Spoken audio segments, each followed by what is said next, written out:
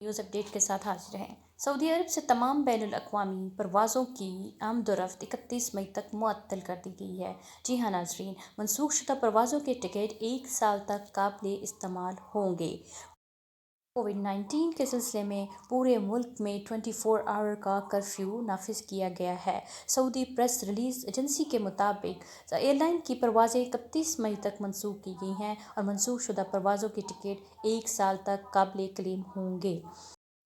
برطانیہ اور امریکہ میں 155 مقیم تارکین وطن جو کہ کووڈ-19 کی وجہ سے وہاں پر پھنسے ہوئے تھے، انہیں واپس سعودی عربیہ لانے کے لیے اسپیشل فلائٹس کی اپروول دی گئی۔ اس کے ساتھ ساتھ یہ اسپیشل فلائٹس ان لوگوں کے لیے بھی اتھرائز ہوں گی جو عمرہ وزٹ پر آئے ہوئے تھے یا شارٹ ٹرم وزٹ ویزا پہ تھے، اور اس کے ساتھ ساتھ جیل سے رہا قیدیوں کو بھی اس میں فیسیلیٹیٹ کیا جائے گا۔